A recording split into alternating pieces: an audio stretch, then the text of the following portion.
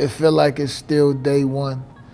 I feel like that there's still so many people in the world who aren't familiar with Lyfe Jennings. But I do feel like that it's purposeful, man. I look back where a lot of people were when they first heard the record, and then this point in their life, and they say stuff like, wow, this song right here helped me be a better parent, it helped me stay in my relationship, this song brought me back to God. So it's definitely the people accolades there, you know? It must be nice having someone who sticks around when the rough times get Back big. when I was coming up, you know, you used to better go to house parties and stuff like that. The worst that could possibly happen is you get beat up by a couple people, but not die. You ain't gonna die out there, you know?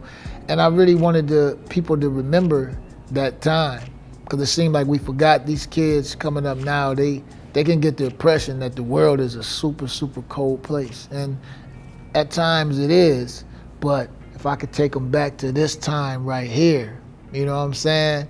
You can take this time way back then and bring it into the now. And I try to do that with It Must Be Nice, you know? Because I know when you hear that song, it's going to automatically take you back to where you were when this song came out. There's parts of the song to say to make the projects feel like a mansion. You know, having somebody that's there when you don't got a dollar, you know?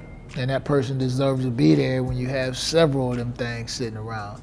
It says someone as mighty as a lion, but still as gentle as a bluebird.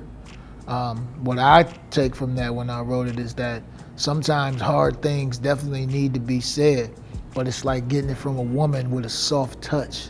Just makes it more relatable. It makes it more acceptable when it's coming from somebody that you love. Hypothetically, of course, what if this happened to you?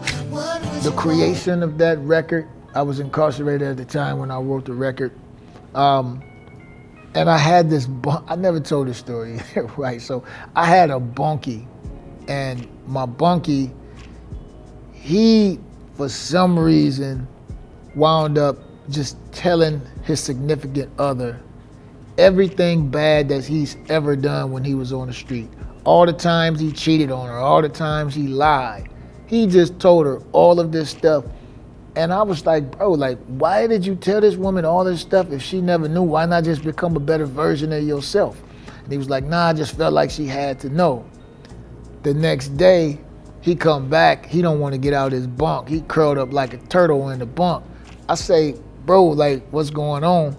And he get to telling me after he told her the worst that he did, she told him the worst that she did now. And I say, this is a song right here. So that's how Hypothetically came about. And when I first wrote Hypothetically, I actually wrote Hypothetically for me and Tweet, right? I was incarcerated, but I'm a fan of Tweet, so me and Tweet couldn't work it out for some reason, man. So there was a young lady that just happened to be in the studio that night. Her name was Erin. And so I really had Erin reference it for Tweet, right? But she did such an amazing job, we just kept her on it. And I was starting my label at the time, and Erin had problems with management and some other things, and we just couldn't, make it happen. So the label pressed me and was like, yo, we could put somebody else on it, and this, that, and the third. And I was friends with Fantasia, so I asked Fantasia, look, they trying to press me to put somebody else on it. I would rather you do it because I know you gonna kill it. She came down that day.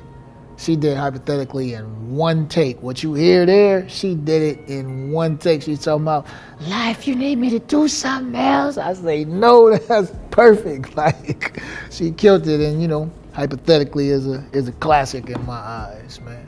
I'm going to redo Hypothetically for sure. I would love to do it with Monica.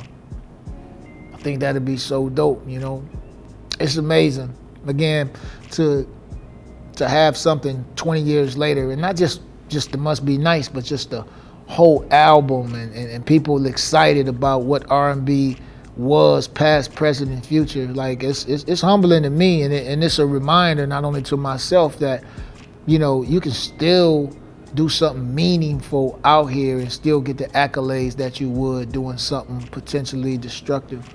Because these kids today, they think that if you say the most terrible thing in the song, it's clickbait for them, because they see their peers, the only way they get known is doing it that way. But if they can see me doing it this way, and I've been doing it for 20 years and it's still popping, if that ain't incentive for you, you know? I think I'm satisfied that R&B is just here at all, you know? Because a lot of times with a celebrity, you can put clothes on a celebrity and all of a sudden that those clothes are the truth. A celebrity could say a rumor and everybody view it as true. And so many celebrities have said that R&B is dead. So that means that R&B is bigger than the celebrities that sing it, you know?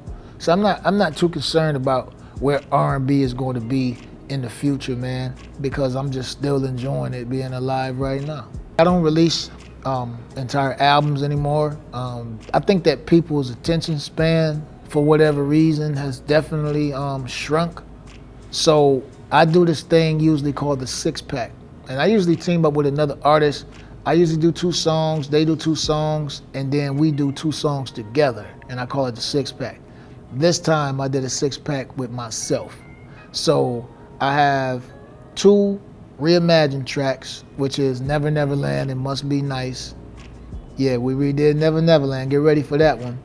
And 4 brand new songs. And then I did a 6-pack rap album too. Everybody got another side to them, including me. Not necessarily an evil twin, so to speak, but I just got a different energy when I'm rapping. Like I may cuss a little more and use more vulgarities. But I also think that there is a demographic that they don't bat an eye at that. Like that's normal, that's what they're attracted to. And irregardless of what box the message comes in, the most important thing to me has always been the message. So it's more of that. Yeah, mine is really metaphoric rap. Like there's some lines in there that say, you're not a bad bitch when you in bad health. You know what I'm saying? Because health is wealth, and when you're young, like yourself, when you're young, you don't think about your health too much until you have a health problem, you know? So stuff like that. There's other lines in there that say, why trick with these niggas when you can buy it yourself? Look, knowledge is wealth when it's knowledge itself. You know what I'm saying? I think my heart at this point lies in directing, writing movies and shooting movies. So that's what I'm waiting to get to. In the midterm, like I said, I'm dropping this record. I just released a children book series. It's a 3-book series. I plan on adding a book every year. It's called The Adventures of Lyfe. You can get that on adventuresoflife.com. And just, I don't want to say urban, but more realistic stories without having to have a couple $1 million in the bank and 6 feet tall guys, 6-figure, like without all of that stuff, just realistic stories for realistic people. And of course, after that, we're gonna shoot movies. I'm already writing movies, and man, I'm just living life out here, bro.